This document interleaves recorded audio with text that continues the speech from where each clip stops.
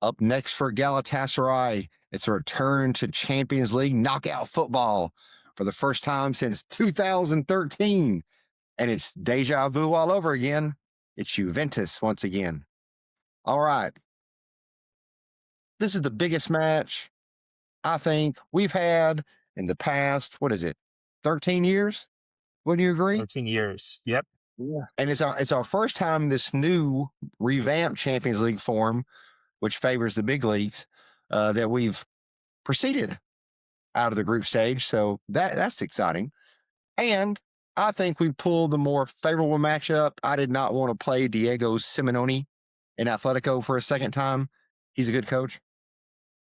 I'll take my chances with Juventus. I see this overall game. It's not just Galatasaray versus Juventus.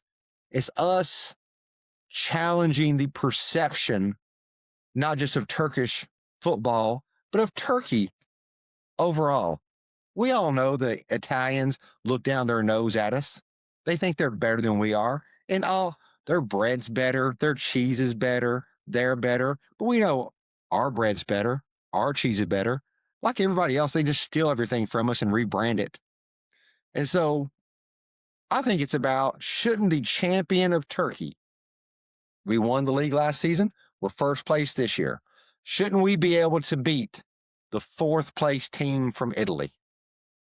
They're fourth place last year. I think they're fourth or fifth place this year. I'm not sure they are after the loss yesterday. But that's what I think it's about. If we want to be considered among the elite of Europe and have people not ask, why are you a Galatasaray fan? Why aren't you a fan of a bigger team? Trust me, I hear it. We need to win this game. These are the games that we have to win. That's why I see it's bigger than just this round. It's about the whole perception of our league, I believe. It's one of those games that we play once in a decade. So we have to play with 100% concentration. We got to give our 100% to the pitch. It's one of those games. We showed we could do it against Liverpool. Like they were, as my son would say, locked in. They were locked in. So we can do it. It's not going to be easy. I don't know if I love the referee. It's Danny McElhaney. He's Dutch. He was our referee in the Atletico game. So, I mean, he's not a Turkish referee, so there's that. That's at least an improvement, I think. At least he is consistent with his decisions. Right. So, unlike Turkish referees, so that's something, right? Yeah. If we had time, we'd talk about that Fenerbahce game yesterday, but we won't. So recent forms. So one thing I think is in our favor, we've talked about this. We both watched the Juventus Inter Milan game yesterday, and I love the fact we played on Friday. We play on Saturday. Early in the day. They played Saturday later in the day. We were at home. Now, we won, so we're happy. They went down to 10 men in the 43rd minute. Played well. Scored to tie the game, but then Inter scored very late and won. So they're tired as well because they had to play with 10 men for an entire half. And then they had their just souls ripped out of their body. The first game, if you don't know, the first half of the season, late, Chanahalu, our future number 6, ripped a shot from outside the box and beat him with just a wonder goal, right? So beat him in the first half of the season. Then they claw back to tie the game with 10 men. And then, boom, give up a goal late. And so you just know it crushed them. So now that coach doesn't just have to get them ready to play us.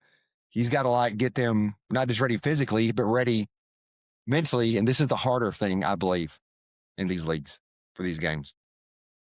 Because they already know it's going to be one of the atmospheres that they're going to face. Yeah, they tried different setups when they built the game. Did you see that yesterday? Sometimes they Okay. play with 4 defenders. Sometimes they play with 3 defenders. That was before the red card. Yeah. Well, I'll tell you, I really liked our chances more before I sat down and watched them play a team as good as Inter, and they're really good. Now they're not good everywhere. There's a reason they were trying to sign Icardi. It's because they tried to sign a striker in this window and they did not. Yep.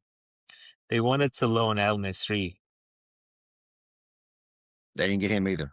So much like our Italian coach of our national team, Spalletti, this Italian coach plays with no striker, just lots of wings. So to me, of course, the biggest threat is Kenan Yildiz, but then Weston McKennie, the American, I think he's their second leading scorer, very dangerous from the midfield. So to me, looking at it, we've got to find a way. If we can control their wings, we've got to control Yildiz. He has the most goal contribution, scoring, and assisting of anybody like under 20 years old in Europe. And you saw that's what Inter did yesterday. They bracketed him. There was always 2 people on Yildiz. Yep. Sometimes they stay with 3 defenders at the back. And sometimes Locatelli, which Ilan, for those who play Football Manager, know that guy. He's a great defensive midfielder. Locatelli, he drops between defenders. So sometimes they play with 3, sometimes they play with 4 defenders. And sometimes fullbacks, left back and right back, they move inside like extra midfielders. So all those changes can help them attack quickly and they create dangers, but they also make some mistakes because when those right backs and left back, they move inside the midfield area, that means we can create some chances on the left wing and the right wing, right? So this could be an advantage for us. So for pressing or in pressing, instead of going straight to the defenders, center backs, they close passing options in midfield. Like the game that we played against Fenerbahce in the cup game. They did not press. They did not go straight to the center backs. That's how Fenerbahce did. They closed passing options for Torreira, for Lemina. But they also press hard when the ball comes into the area. So I believe that there are chances that we can take to attack from the left back and the right back because the way that they play, again, they play with 3 defenders, sometimes 4 defenders. So when those fullbacks move inside like extra midfielders, there is this area that we can use to attack. So that's going to lead us into who we should play. So we were joking earlier this week. We were talking about how hard it's going to be for Ocon to pick this lineup and how different that is from like 3 months ago. We would joke somebody would tweet out their expected starting 11 before a game, like in November. And you're like, yeah, of course that's your starting 11. There's no one else. There's no one else to pick. But now we have multiple options. So you're talking about attacking from the fullback. So I believe on the left, it should be Jakobs over Aaron to start. I don't think that's complicated. We But now all on the agree on right, that, yeah. that's where our questions come in. Because as we seen Singo, he warmed up one game, didn't come in. Next game he came in, played 7-10 minutes. Then he stretched it out to 15-20. He played 45 minutes on Friday. That would lead me to believe he is the most electrifying athletic right back we have. So I would say if he's, again, he looks fit. I believe they're just working on his match fitness. So if he's went from 10 minutes to 20 minutes to 45 minutes, why can't he start this game and go to 60 minutes?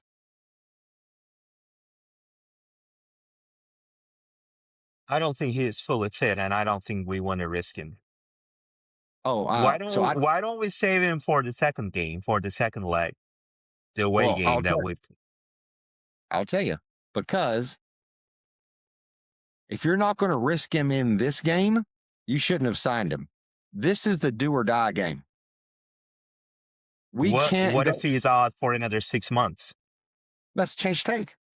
I mean, you can't have a player like this and not play him in this game to have him be able to play against whoever, Gaziantep or whoever. This is the game. You cannot go to Italy losing by 2 goals. You cannot. You got to put it all in the game. Originally, he was going to be out for 120 days. That's what the reporters said, right? But then he returned back early. So I don't think he is fully fit. I don't think he's ready to make an instant impact as a right back. I'm just going off when I saw him play. Not as a center back. He can play as a center back, but I don't think he can play as a right back at this point. I do. Well, I see he doesn't start then. So then that's Shalai, because it's not going to be Bowie. So that's Shalai. So if Shalai is playing right back, who's going to play behind Osimhen? Because remember, we have no Lamina in this game. He is suspended. And so you've got to decide who are you going to pair with Torreira? Because normally you'd say, well, we'll put Sara at 10. Well, you can't put Sara at 10 if he's going to pair as a CDM with Lamina.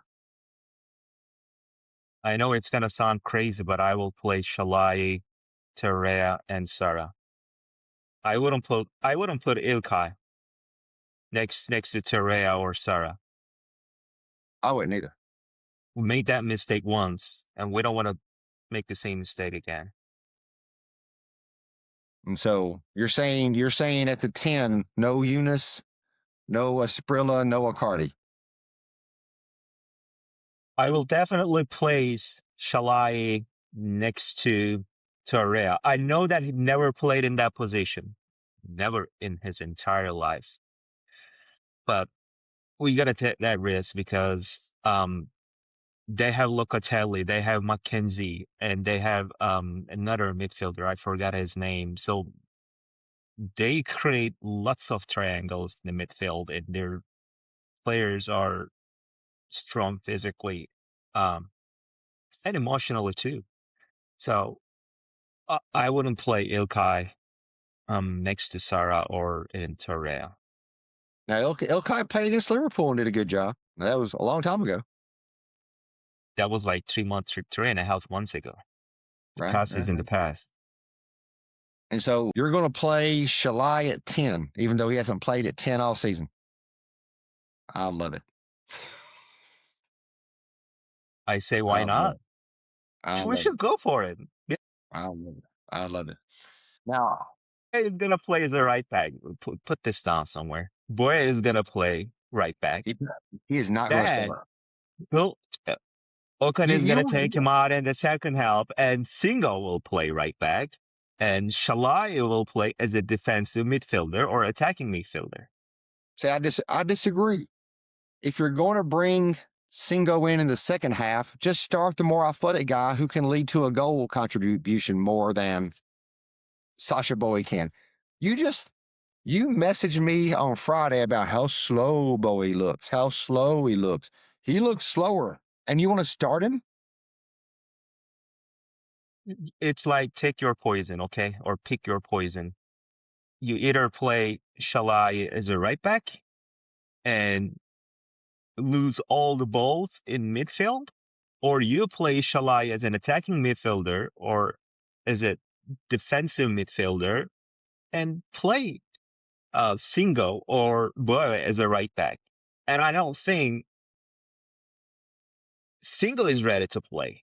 So we only have one option left here, which is Boy. I think it's Singo. Now left wing, Parish. or Lane? I will go with Ling. And then the big question is Sané going to be healthy? He's trained this week, but I don't think he's going to start. I think Eunice would start. I think he's gonna start. Eunice He would have been. No, I'm talking about Sané. If I was Sané, I wouldn't want to miss this game. All right. Again, this comes once in a while, so why would I miss this game? This is why he signed the contract, right? Because Now, he wanted to play in the Champions League. aren't you using the same justification that I just used for Singo? That's a different kind of injury. We're talking about different things right now. Injuries are injuries. Hurt is hurt. No, Singa got hurt from the same location twice. Sané, he just twisted his ankle. That's a different kind of injury. They both hurt when you run and cut and shoot and do all that kind of stuff. And Singo is prone to injury. Sané is not. So Barsh is going to be on the bench? It all depends how we build our lineup. If Shalai plays right back, then Barsh is going to play winger. And Lang is going to play left. And Lang is going to play as an attacking midfielder. Now, could Lang play as a 10? Of course he can. Yeah. Because I'll tell you something that really jumped out. But that's not going to happen. Now, I know it was against Eyüpspor, but with Icardi playing as a false 9, Osimhen turned into a more of a distributor. Did you notice that? No. Yeah. I'm not saying play Icardi. I'm saying with a attacker behind him. I think he didn't feel like he had to score everything. He had a great assist into the box because he wasn't in the attack, because Icardi was in the attack. And so he allowed him to use his speed and his passing ability to help us more. And so when you look at it, we sometimes have a hard time getting the ball to Osimhen to score, but then Osimhen had no problem getting the ball to Eunice and Icardi to score. He assisted on 2 goals. He came in, drew all the pressure to him, kicked it back to Icardi, who, unlike some players, he doesn't freak out at the side of a goal, and calmly put it away. And so that's what I'm saying. If you have, maybe not Icardi, but if you have someone like Lane behind him, he's going to be able to go where he's least covered. They can't double everybody, and they can't double him everywhere. So they're not going to fear him as much on the wing as they would in the middle, and I think that can create more space. We need a creative attacking midfielder. Well, we don't have that right now, so we have to use what we have. Lang is the only creative guy in the team right now. Yeah, other than Sané. I think by the time April gets here, that's going to be a Skrilla, but I don't know if that's him today. Because he's played 10 about half the games of his career. So he's probably the most experienced and capable 10 we have, but he's also the youngest 10 we have. So that's where I would know that Ocon has balls. If he starts a Skrilla at 10, because you talk about speed, he's got it for days. He's got speed for days. He just doesn't have any experience at this type of level. Regardless of who do we go with, we got to close the passing options in midfield. For sure. We suffered that. Remember the Fenerbahce game? The game was like a month ago, right? Oh, in that made-up cup game? Yes, they did not go straight to the center backs. They closed the passing options for our midfielders. So And that's that's how what, they won the possession. I'm very happy I don't have Okan's job, because I wonder how much he's sleeping, watching training, figuring out who he's going to play. Like it's Sunday, right? It's Sunday. I don't know what I'm more excited about, the game or an hour before the game when the lineup comes out.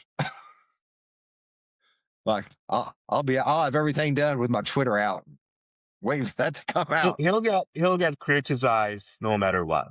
Oh, So well, that's gonna happen. It's kind of inevitable. yeah. Well, here's the funnest thing. With 9x16, right? They don't send out the formation like they did like 4 years ago. They just send all the names out in a list. That's not going to tell us anything. Just because you're going to see Shalai, Singo, Lang, you'll see their names, but you won't have a clue where they're playing. You'll have to wait Yeah, till that you check out the and that's Macho. how it used to be. Yeah, you'll have to wait till Macho Lick and Live Score actually download it to see where Okan actually put everybody. That's how we see the lineup as much as we can see it. What's that Turkish saying? Belly deal, belly deal, Belli değil. belly deal. So,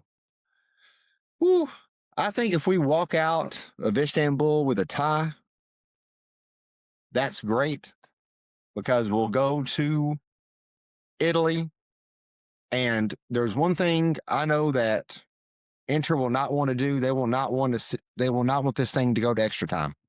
And so in the second leg, that would cause them at home, just like you said, to push those backs forward and gamble more, which will leave them open to the counter. And I think that's where we can potentially hurt them.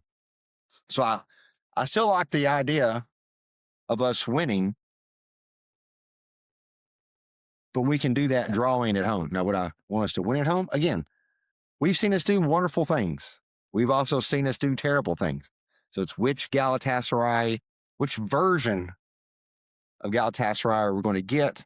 Does it help us that Osimhen has played against Juventus and Lang played against Juventus this year? So if there's anybody that can help us, it's him, because he just did it 3 months ago. Exactly. And Juve's coach Spalletti actually coached Icardi at PSG and Osimhen at Napoli. That's an interesting little piece to it as well. Icardi scored 8 goals and made 2 assists against Juventus. That's and good. Same for Osimhen. So in his entire career, he scored 8 and made 2 assists. There we go. What a coincidence. Great. Well, hopefully we'll play them both. Let's hopefully they'll have 16 goals and 4 assists, and we'll beat them 16-3. That'd be great going back to Italy. Great. Sure. So, tell us what you think. What do you think the score is going to be? Are you as excited as we are? This is going to be fun. Tuesday, it's going to be fun. If you liked the episode, give it a thumbs up, subscribe. Oh, and don't forget our affiliate sponsor, ClassicFootballShirts.com. No matter where you live, if you want some retro fits kind of like this, you can get them, and you can get them 10% off if you use code TGS10. This is all in the description of the show. So again, thanks everybody for your support. We really, really, really appreciate it. And Hadi in Buke, CimBom.